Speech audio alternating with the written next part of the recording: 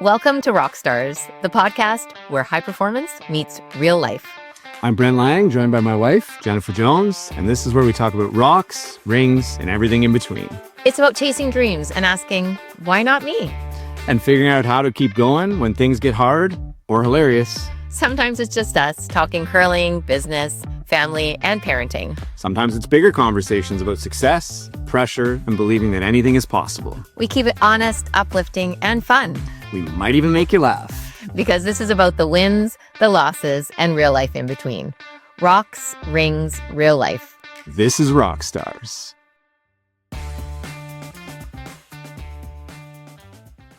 Welcome back to Rockstars, Rocks, Rings, and Real Life, the podcast where a couple of dream chasers open up about chasing big goals, living in the moment, navigating life's highs and lows, and figuring out what comes next together. I'm Olympic champion Jennifer Jones, and as always, I'm joined by my husband and Olympian Brent Lang. Brent, what are we going to be diving into on today's episode? Well, it's an exciting topic for us as a couple of curlers. We're going to talk about two different things that are very related. We're going to figure out how did we end up at Rock League, which is the first ever, it's Curling Unleashed, first ever professional curling league. Happens to be starting, really we're in the middle of it when this one's going to launch, I think. I think this one's going to come out the Wednesday of Rock League, so I can't wait to see how that goes. But we're also going to talk about how did we kind of end up here.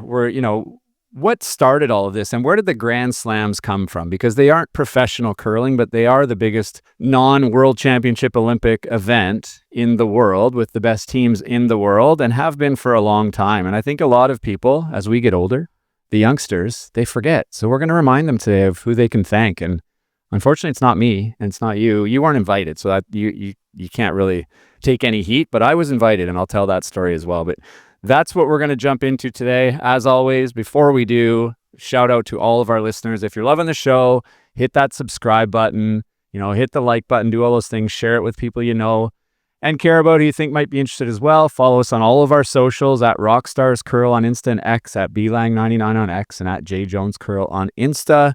It does really mean the world to us because we really enjoy doing this. And if nobody's listening, then we can just turn the mics off because this is how we talk anyway, day to day, pretty much. And this is what we talk about. But let's start with a question, Jen. I'm going to ask you to kick it off here. How did we get here? Where did the Grand Slams come from? And I know it was, the men's teams that started it off of the day, but how did we get to professional curling here in 2026? I feel like you're the better person to answer, but I'm going to start and you can correct me because I hope that recorded clear as day. I'm good to admit when I'm not as in the know as you, but it really did start when a bunch of the men's teams on tour wanted to grow the game. They saw a vision. They wanted to increase television exposure. They wanted to increase prize purse. They really did want to make curling professional. And by doing so, they needed to increase that prize purse. They needed to have more events, more television exposure, increase sponsorship in curling. And in order to do that, they created these Grand Slam events. But by doing so, there was some boycotts of some Canadian championships and others, which you can get into because I feel like you know a lot more about that than I do. But it really was a time where it was a real pivotal time in terms of change. At the time, the women, we really didn't even have any Grand Slams. We didn't have Grand Slams at the time. There was no Grand Slams for anybody. But when it started, it was the men that were invited to these. They were men's events. The women then got to piggyback on those events a few years later. Well, we got invited to the Players' Championship, but it was really a rally of the men coming together, seeing a vision for what curling could become, trying to grow the game, and that was what created these Grand Slams. And then you go towards today, the Grand Slams have done very well, but now it's a question of trying to get that professional league where players get paid to actually play. Yeah, like a salary instead of it's always been prize money, right? And so back to how did the Grand Slam start? And it was about money, it was about exposure, but it was really about, a big thing was sponsorship. All of those the original 18 slammers, which I'd like to name. 18 teams. Wow. There's some names that you'll know and some names that, especially kids of today, they might not know who, maybe Glenn Howard is by now, but I guess he's still around the game. He's still relevant. Dale Duguid. Yeah, there's lots. Peter Stesky. I mean, if you haven't been around the slams, there's a name. Lots of different. Dave Bomer, a legend from Manitoba. Vic Peters, Jeff Stoughton, Kevin Martin. I'm not going to go by memory. The two that didn't, the biggest one that didn't sign on was Randy Furby had won the Brier in 2001 when this was all going on, and they decided not to come with the Slammers as they became known, and it was controversial, right? Like these guys got kind of raked over the coals in some ways in the media, very similar to some people are trying to attack Rock League, I think, and the idea of curling becoming bigger and better. I don't know why as a group, maybe it's just the loudest few, but as a sport, we don't want to evolve. We don't want to get bigger. We don't want to get better. We don't want more opportunities. We didn't want to go. People are mad that curling's grown around the world now. We should have just kept it for Canada. And it's like, get your head out of your ass, really, is what I want to say to those people. But that's really how it started. And to do that, they had to boycott the Brier. That was part of the deal with the television broadcasters at the time. Sportsnet was in from day one. And I don't remember the exact people. I don't want to name some of the people because they ended up maybe not being on the up and up in the end. But Kevin Martin was instrumental. He deserves a lot of credit. Glenn Howard, Jeff Stoughton, all those guys that were big at the time. Wayne Middaugh, obviously a big name at the time, and they deserve a ton of credit. But part of the deal was, if you guys want us to put you on TV all the time, you have to give us exclusive rights to you. We want this to be the only place that people can watch the world's best curlers. And it wasn't the world's best at that time. This was Canadian only. It wasn't an international thing at the time. Oh, right. I forgot about that. Canadians. Yeah, I forgot about that. Yeah, it was all Canadian teams that put this together. And so this was the only place. So they had to boycott the Brier. And Team Macaulay at the time, and I don't know if this is folklore, and I don't know if Greg, one of the nicest guys ever, is listening, or Brent Pierce, he might listen. He's still a huge part of curling and a big curling fan. But I think they had to even walk away from some funding, like from karting at the time. There was no national team. They were the reigning Brier champions in 2000. Furby went on to win in 2001, but they were carded, and I think they walked away from at least 1 year of A-carding, which at that time in curling, it's a substantial amount of money, but it was because they had to be exclusive, so you couldn't play down, and that's why if you hear people talk about the Asterisk Briers, my first Brier was an Asterisk Brier. We won Ontario, and at the time, Glenn Howard and Wayne Middaugh were the best two teams. We went undefeated against both of them in provincials because they weren't there. They didn't enter. How come you guys didn't join? That's a good question. And I'm going to tell, I was thinking about this before we did. I'm going to tell you the real story. So this is 2001. We had won the World Juniors in 1999. So we're just coming out into men's. We'd had some success provincially in men's, and I mean like smaller spiels, but we weren't super highly ranked at the time. We were not in the top 18 teams in the world. We were probably 25th or 30th at the time. But we did get invited, and we got reached out. Kevin Martin reached out, and we had a mutual sponsor, Bruce Saville. May he rest in peace, unfortunately, but somebody who did as much for curling on the sponsor side of the game as anybody, I think, in the history of the game. A remarkable man. Sponsored a ton of different teams. Team Martin was one, and Team Morris was one. And a feather in our cap, we won Bruce's first world championship. And he told us that. He's like, Kevin's never won me one of these. And it was a World Junior, so I take it with a grain of salt. But anyway, we were back and forth, and we were talking about it. It was Joe Franz, Craig Saville, John Morris, and myself for the team. And we didn't know what to do. We wanted to support the players. Obviously, we wanted to see, we had the most to gain. We were just coming into men's. I mean, John and Craig and I were 21 years old. Joe would have been probably 26.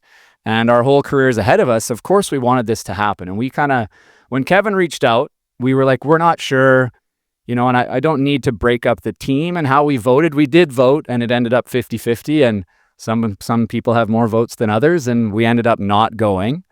I'm not going to say I regret it. It is a regret. I wish we had have gone. I don't know what would have changed, or it's not like we would have helped in any big way, but I'll tell you a little bit more about that. But eventually we talked to Kevin, and he reached out and he talked to John, and Kevin straight up lied to John and said, if you don't do this, Bruce Saville will not sponsor you again. Like, you need to do this. And Bruce was a huge part of our juniors. I mean, giving us the financial support he did allowed us to do what we did in juniors. And he continued to support us into men's when we were, at that time, and still almost today, teams don't go from juniors to men's and have a lot of success.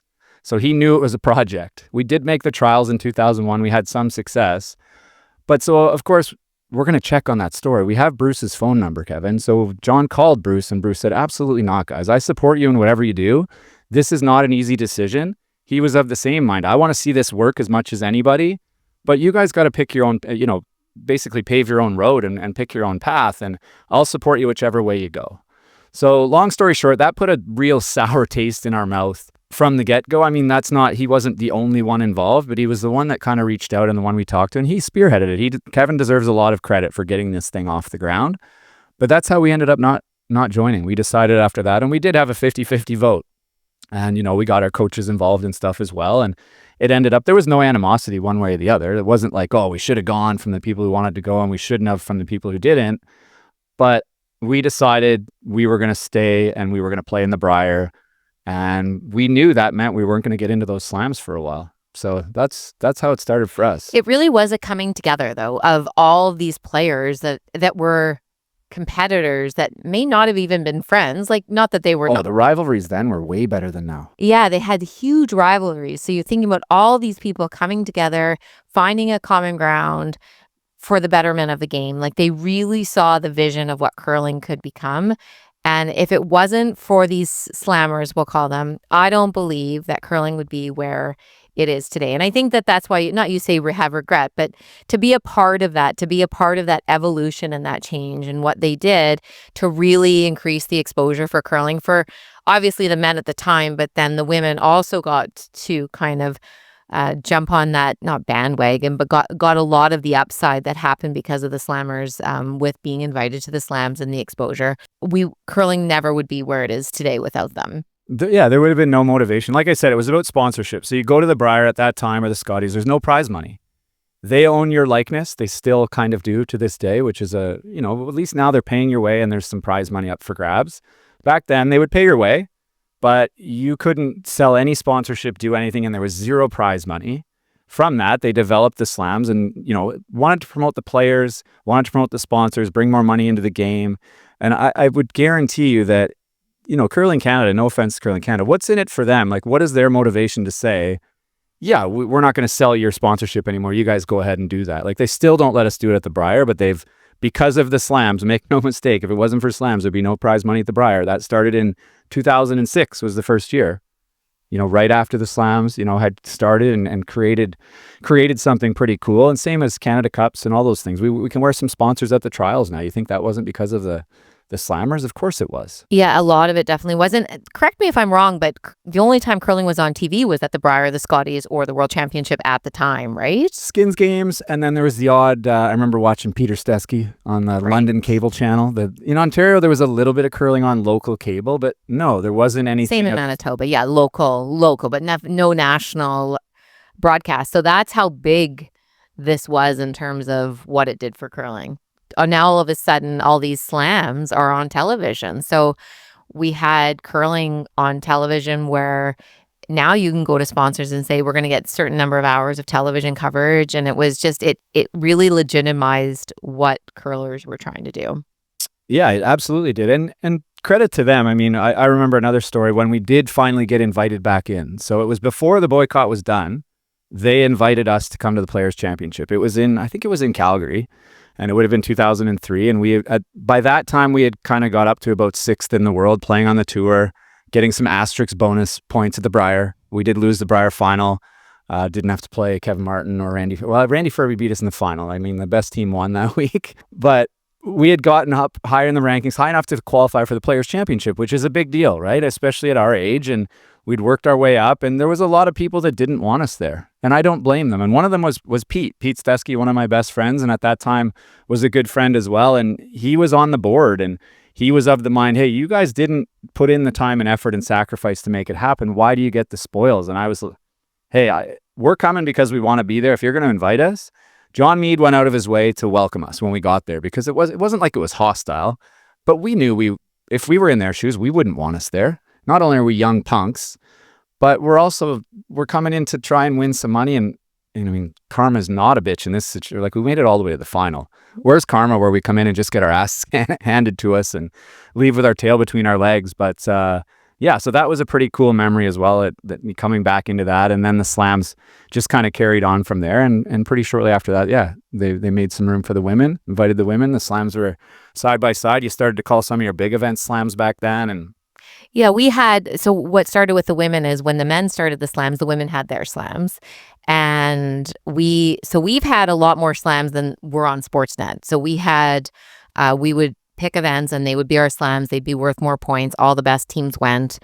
And so those would be our slams. And then eventually it was determined by Sportsnet and by the sponsors that they wanted the women to be included at the slam events on television. And so we were one of the first female sports that had equal television coverage to their male counterparts, which is really amazing for curling. We were very fortunate in that way, and now the women's game draws a really good audience, on par basically with the men's game, which is pretty remarkable. So that's kind of the history of where we're at, and then we went into this slams. The slams have been doing a really good job of continuing to promote curling, but the prize purses really haven't increased. We've had a lot more over the past couple years, like the in-venue experience, trying to create a bigger profile for these slams. But the whole idea was to create a professional curling league. And so now that kind of brings us to where Rock League is. And Rock League was launched as the first ever, and it's a multi-gender, which I don't even know of another league that's both men's and women's competing kind of together. Competing against each other. So this is the first ever, and Rock League is going to be launched in Toronto at the Mattamy Centre. It's a huge moment in curling, one that I actually honestly I always hoped would happen. And when I started curling, really, there was nothing. And then I was curling during all of the slammers time, and you saw the evolution of it. I saw the increase in the women in some of these in the Grand Slams and all of those events, and you could see the progress, but you kind of felt like it had reached its limit, like it wasn't going to go any more than it had. And now we do. I hoped for a professional league, and now it's here. It's very exciting. Absolutely, it's exciting. And there were some scary years for the slams. Let's be honest. There were years where they were, kind of falling apart at the seams and low on money. And I think it's out there that, paying for this week's winners with next month's event money, sponsorship.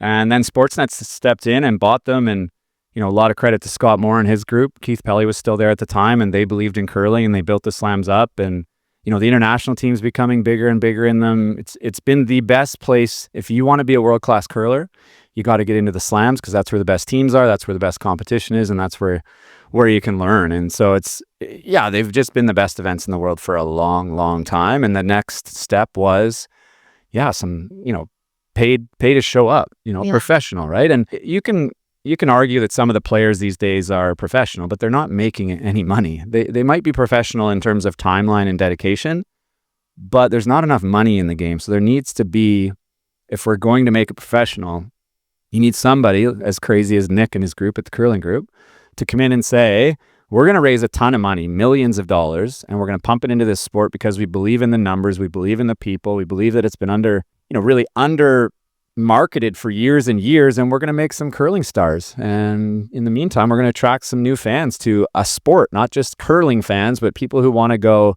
to a sporting event. Do you think that's something that's been missing in curling? Like, I would go to a football game. I'm not a football fan, but it looks like football, like in Europe, no interest in watching a soccer game. But I'd go to a football game in Europe in a heartbeat. It looks like a great time. It's so fun. And we've done that. Like our curling team, when we would travel the world, we'd go to all this. We went to sumo wrestling even in Japan, because it was fun, and some football games in Europe, and just to see the crowd and the energy. And that's what's been created at the slams recently, is a really new, renewed energy. But what's going to be really amazing about Rock League is it's going to be an event. It's going to be entertainment. You're going to want to go to experience the entertainment. And the curling, not that it's secondary, but it's a part of the whole entire package. And I do believe that that's a little bit what was missing for curling. And you said earlier that some fans they don't want traditional curling to go away. And I'm a traditionalist as well. Like, I love history. I don't want to change the game so much that you don't even recognize what it is. But I'm also one that's very open to change if it's going to increase and improve something.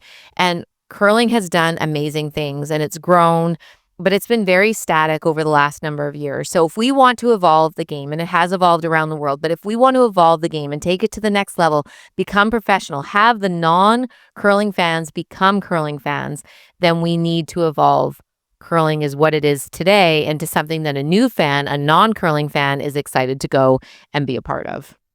Yeah, I think there's no question. And I hope that the original 18 Slammers are watching and thinking we started this, because it was. And that's what the Slams started as. It was more about the entertainment value. It wasn't just about, who's the champ. We're deciding who's going to be Team Canada and how are we going to market that team, or whatever they were doing at the Brier and the Scotties at the time in the World Championships. It became about curling as a commodity, curling as something that people would pay to see, and something that sponsors would pay to get involved in, and partnerships and those types of things. So the natural evolution of that was, curling, Rock League, curling unleashed. And that's where we're headed. The idea of it is made for TV, but it is still curling. It's entertainment first, but with the best curlers in the world. And why I just can't find the negative in that. We're not trying to, like you said, we're not trying to stop the traditional game.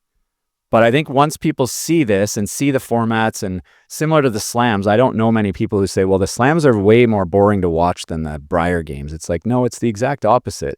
Because of the small tweaks in the rules, maybe it's a little faster. Rock League, we'll touch on some of the rules and why. But in terms of, most of it is to make it more exciting, to make it a little bit faster, tighter time window for TV, and just a better overall fan experience in venue, because we've been missing that for a while. Well, and you can go right on the ice, like be right next, not on the ice surface, but on the streaker. You could. Well, no, but like right down there, you're going to be in the action. You can walk kind of around and just feel like you're really a part of it. There's going to be a bar. It's just going to be a really great, fun atmosphere. I highly recommend, if anybody's in the area, it's at the Mattamy Center. Go and check it out in Toronto. It's going to be an event like no other, and just really to see what it looks like. TV, yes, it's great, but sometimes it doesn't give you that sense of really how amazing and fun and vibrant the actual venue experience is. And then there's going to be entertainment, I believe, in the evenings, and it's just really more of a festival, sorry, than any kind of curling experience we've ever had. So super excited about it. We have the top players from around the world that are going to be there, but also the top personalities. So you look at the people, how they're going to jive, the players that like to have fun, enjoy themselves, but can also make a ton of shots. You're going to see a ton of great shot making in a very fast-paced environment. There's more timeouts, so more interactions with the coaches, which I kind of like. Right now, curling coaches really don't have a lot of involvement in the game. And, you look at other sports, they're talking to their coach on the bench. NFL coaches are going up and down the sidelines. That's what we're going to see, these GMs, these coaches for these franchises. They're going to be more involved in the action, more involved in the strategy, being out there, substitutions potentially. It's going to be quite entertaining. All right. So we've established it's going to be a party. We've established there are some rule changes. It's going to be like a festival. Not a festival, a festival, right? We have a Festival de Voyageur in Winnipeg, so okay. I'm a festival kind of girl, but no, festival for sure. Yes, it's going to be fun. And you mentioned some rule changes, and there are, I wouldn't say there's many, but there are a few. But I think more than the specifics of it, what are the kind of some of the reasons? Let's talk about some of the reasons on why format's different. We've never seen this format before, and why the rule changes. Can we talk kind of high level on that first, do you think? Yeah, no, for sure. I think one is that we're trying to make the game a little bit faster for a variety of reasons. One, to get in a shorter TV time window. So there's going to be 7 ends. I like it. Instead of 8. Right. Some people are going to hate that. Right. Because it's not traditional, but there's 7 ends. It's still curling. It's 7 ends of curling. There is no extra ends because, again, trying to fit into that time window. So it's going to be a draw to the button. Very exciting. So much drama. As we've witnessed in the Grand Slam of curling events when we tried the draw to the button. It's very dramatic. So that should be really entertaining. And then less time with more timeouts. So the teams will be allotted less time. 21 minutes for 7 ends for the 4s. But I think the reason behind that is whenever I talk to curling fans, the traditional curling fan, and that would probably be me, I'm more of a traditionalist, I would say, really enjoys the game how it is. They love listening to the strategy. They love all that. And we kind of talked a little bit about that. But the new curling fan doesn't really quite, not necessarily even understand, but they're not as engaged in the strategy. They want to see the shots being played. They lose their attention span when there's long discussions about stuff that they potentially don't understand. Yeah, more action, right? I mean, I don't have to understand what I'm watching. It just has to be entertaining. And I think, but back to the time and the 2 hours, and that's coming directly from potential broadcast partners. And we've seen and heard that before. And I know everybody's going to say, well, there's lots of other sports that are 3 and 4 hours. And it's like, we are not the NFL yet. Will we ever get to be the NFL? Probably not. Let's be real, but we can get closer. I'm a dreamer. And it doesn't matter if the NFL is 4 hours long because people make a whole day of it. It's like a religion in some places. But for curling, trying to break in, the networks are saying we want it in 2 hours. So we have to find a way to get it in 2 hours if we want to be on bigger networks. We had that Everest North American Challenge on CBS Sports. That's huge for curling, on a big sports station in the US. But they said you have 2 hours. And if you go over 2 hours, people aren't going to see the end. So we've worked as hard as we can as a group to figure out all of the things that may happen. And like I said, when this episode comes out, we'll be a couple of days in, and hopefully we haven't been run out of town yet, and things are going well. We've given it a lot of thought, but that's the why behind the 2 hours. And we just didn't think that 8 ends, you were going to get 8 ends in for sure in 2 hours. So 7 ends. And for those of you who, we had the same pushback. We went from 10 to 8. It's like, well, if you give up a deuce in the first end, you don't have enough time to get back in the game. And it's like, okay, well, let's just step back for a second. Okay, in an 8-end game, if you give up a deuce in the second end, is the game over? You're down 2-0 playing the third. Well, I never think it's over. So no, definitely not. Exact same situation as starting a 7-end game. So there's still lots of time. We see lots of comebacks in the last 3 or 4 ends. We've also added some more exciting things to try and keep, games alive. And one of those is no tick shots anywhere. You can't move guards. The free guard zone was designed for what? Offense. Players got too good, too smart. They're always going to outsmart us eventually, whoever's making the rules.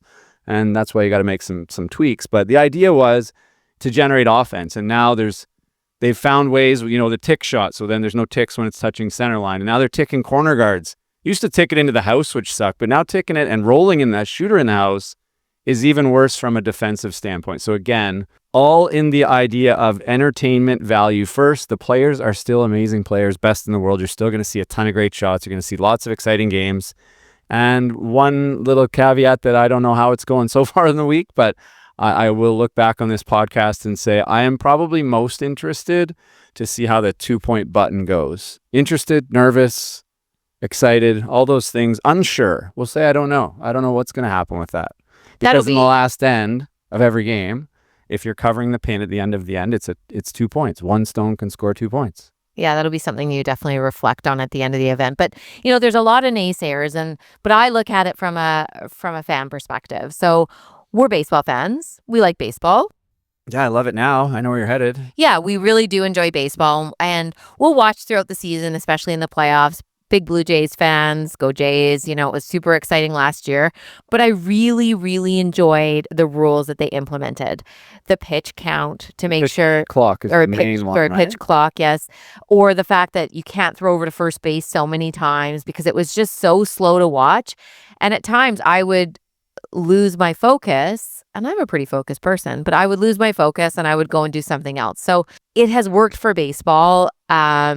I believe it's made the game better. So even traditional baseball fans, they might not like it, but it's helping to grow the game and helping get new fans to come to the game. So that is the overall picture of what these rules are trying to achieve. So let's have an open mind. Well, some will, some won't, but either way, it's happening, and it's for all the right reasons. Nobody's saying that we've got it all figured out. Some things will stick and some things won't, just like changes at all the slams, the rules over the years. Some have been great and really improved our game, and some have been, kind of thrown in the corner after trying them. But talk about the formats a little bit. I think the main difference is it's franchises. So for the first time ever, you can cheer for a jersey and not just the player.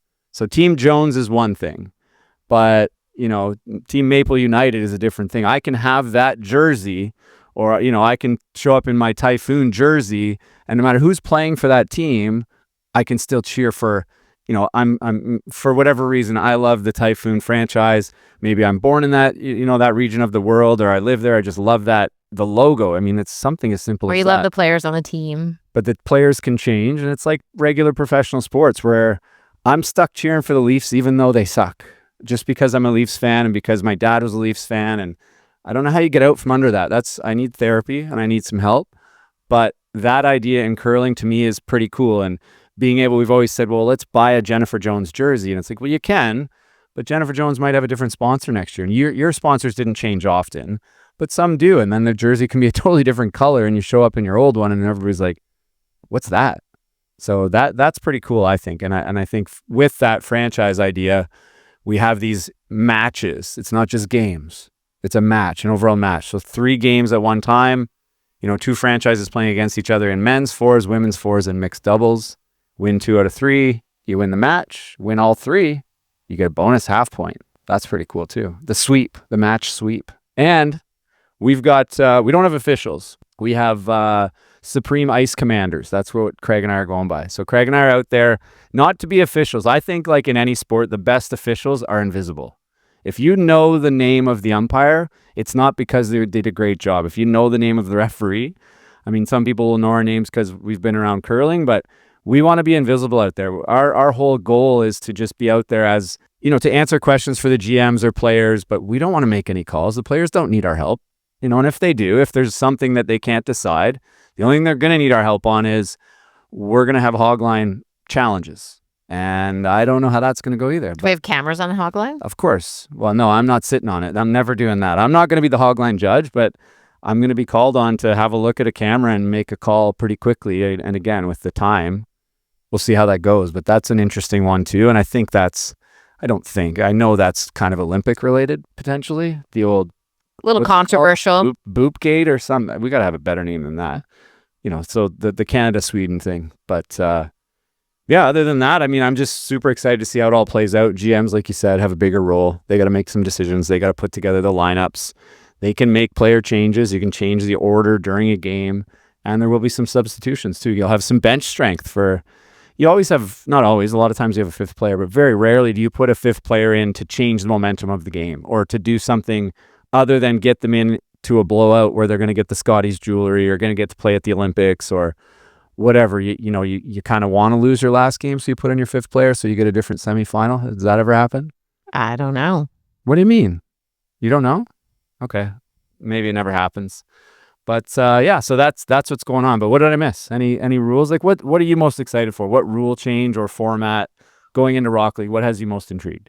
Well, I mean, we still have the only one blank per team per game. So I like offense. I love the no-tick rule. That's going to be awesome, in my opinion.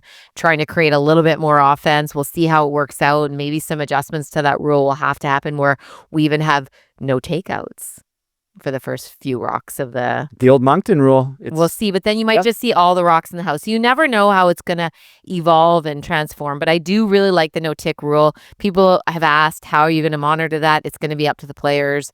You can really tell if a stone does hit a guard, and if it does touch that guard, then it's up to the non-offending team to decide what they want to do with it. So I'm really excited about that. The 2-point button, I'm not sure how that's going to work. It may help a team tie the game to go to that draw to the button. I do really enjoy watching the draw to the button.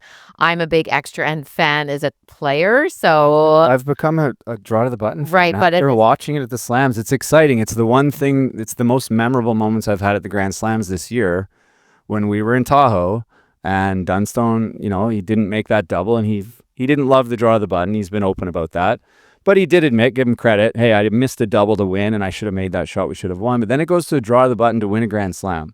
And maybe that's not what the original Slammers, the 18 teams, thought was going to happen down the road.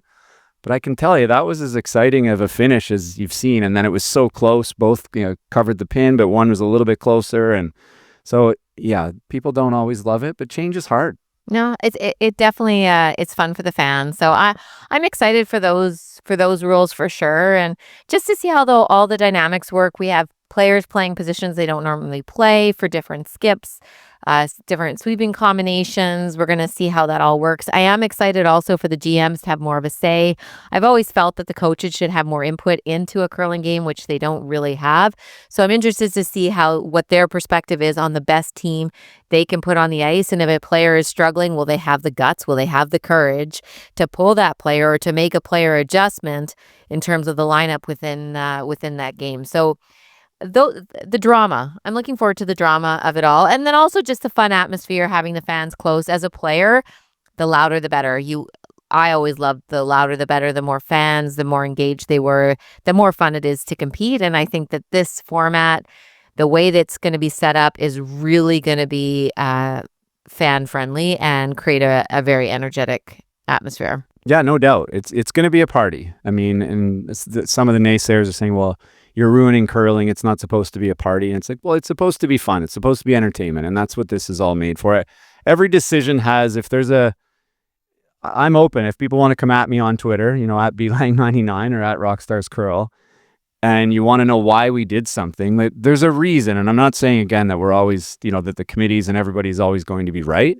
There's going to be things that we get wrong, and we'll make those adjustments. But there's always a reason why. That's always been kind of a guiding principle for me. And even at work and business in life, if I'm going to defend something or if I'm going to make a decision, especially at work, I always tell people, if you want to know why, there will be a why. Otherwise, we won't do it that way anymore. There has to be some type of reason. And again, I'm not always going to be right. Yeah, and for all the naysayers, you obviously love curling. You're engaged. You're talking about it.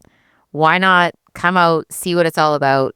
I always say you can't judge a book by its cover. You have to come and see what it's all about. So many people are excited about it, but I encourage everybody to keep an open mind and know that all it's going to do is grow the game that we love. Well, we hope so, and give kids something to strive for. I think that's a big thing that we haven't touched on is, if you're a kid growing up and you can watch curling on TV more now than ever, which you can, and now there's professional curling where it's, I'm going to grow up and I'm going to say I want to play on one of these teams, and whatever your favorite team is. I think the coolest logo, I'll go on record to say, I think Frontier's logo is kind of the coolest. You like Frontier? I do. I just think it looks pretty awesome. I mean, the bear, Maple United's kind of cool too, but I think Frontier. I really like Alpine. Yeah, but if I had to pick a team, I don't know.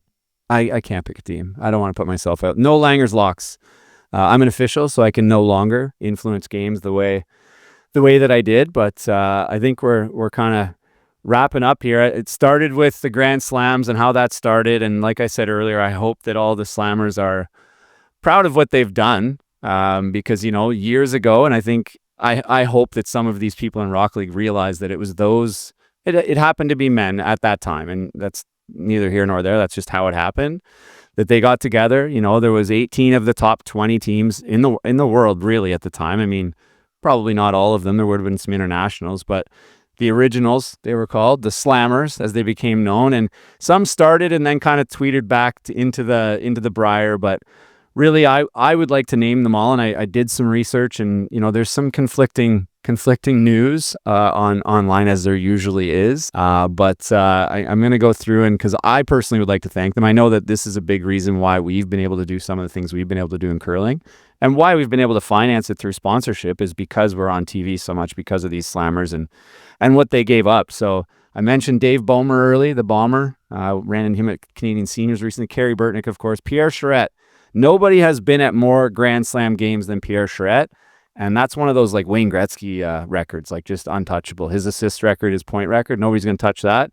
Nobody's going to watch more Grand Slam games than Pierre Charette. I don't think that's up for debate.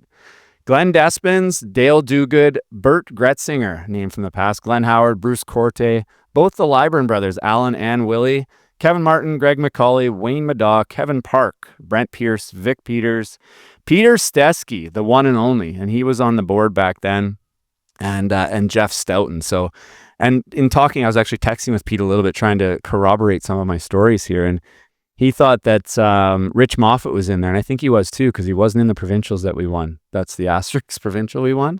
So some teams changed in and out, but that was, if we've missed anybody, let us know. Please correct us, because I think this is super important. And I hope that if any curlers are listening, especially those in Rock League and those around, especially in Canada and that enjoy the slams, if you run into these people, and you will run into Glenn, take a second and say thanks, because they did give up a lot. And I know that there was something in it for them. It wasn't just out of the kindness of their heart, some more than others. But you look at some of those teams that weren't, going to win a lot of money in those slams. And I'll pick on Pete because his name's still on the screen, Pete Stesky. Like, they were a good team, but they weren't going to win very many Grand Slams. He did it for the right reasons. He knew that it was the right thing to do and wanted curling to grow and wanted the players to have more avenues for sponsorship and everything like that. So that's what I definitely wanted to say that, and I wanted to make sure we got all the names in there because it is a pretty cool part of curling history, and it's now 25 years ago, 25-year anniversary this year, I believe. So we've kind of touched on a couple of Rockstar rapid-fire questions. Jen, what are you most excited about for Rock League? Favorite rule change? Who has the strongest franchise? We're not going to pick sides, are we? I can't. People on it. It's not good on that. I'll do it after next week. After it's over. And it's not going to be next week. Well, it's going to be interesting too, because some of the men are coming from the world. So is fatigue going to be an issue? They haven't had a lot of time to practice as a unit. So it's going to be also interesting to see how that evolves and how they work together. And how will the Canadian fans, and this is a serious question, is there going to be any backlash for Oscar? I'm not sure. I'm not going to say if it's fair or not. It doesn't matter. I think there might be some things. Who knows? I mean, the bar's on the ice. Yeah. So that increases the chance. Oh, he can definitely take it. I'm not worried about him. I just was curious. But yeah, so, and I think for me, I agree with you. Favorite rule, if I had to pick one, I've been, and you know this because you have to live with me, I've been long a proponent of no ticks anywhere. Let's keep the guards in play. Let's get things started. And when you couple that with the one blank rule, I think we have a really good format that's going to be super exciting. Obviously, we have a ton of great players from all around the world. Do you know how many countries are represented? Not off the top of my head, but a lot. We have New Zealand. Yeah, I was just thinking of Anton. That's why I was asking. Korea, Japan, Switzerland. Scotland, Sweden. Or you already said Sweden, Scotland, Italy, Norway. Yeah, it's all over. US, obviously, Canada. It's incredible. It's just really a great representation of all the tremendous players that we have. Germany is also represented. Oh yeah, Mark. Yeah, Sadovitz is in there. So lots of talent, lots of people to cheer for, and I know like one other question we have is why change curling, and I think we've answered that. Like why do you want to have the different rules, the different formats? And it's because we're trying to evolve. We're trying to evolve and change and grab those new fans.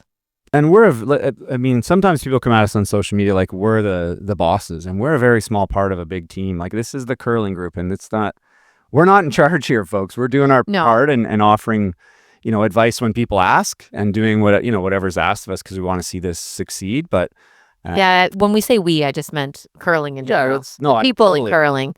And that's why you go out there and I just want curling to succeed. We have daughters who love the game, and I want the game to be around for many years to come and thriving and growing and creating so many opportunities for these young people, these young athletes to realize their dreams. So selfishly, I think I personally would like curling to succeed for prosperity, like to continue and to grow, to evolve. And if you're not growing, you're dying. That's just kind of a rule in life, and it's the same for sport and for business. And so you need to evolve. You need to, if it gets stagnant, which I can't think of many people that don't think that in a lot of ways curling has become pretty stagnant. We want it to grow, and we want it to evolve and become more attractive to more people, get more young people, make it a sport that people choose instead of sometimes fall back to when other things don't work out. Let's get curling where it belongs, because once people try it, people love it.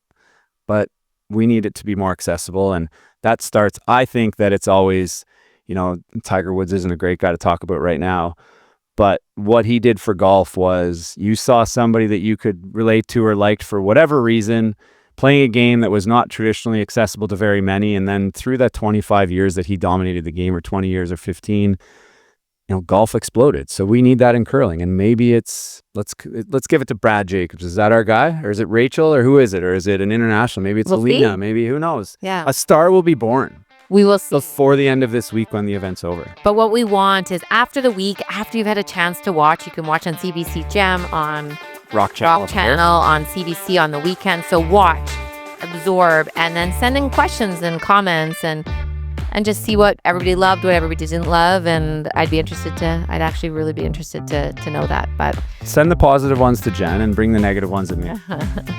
I can take it. Thank you very much for tuning in.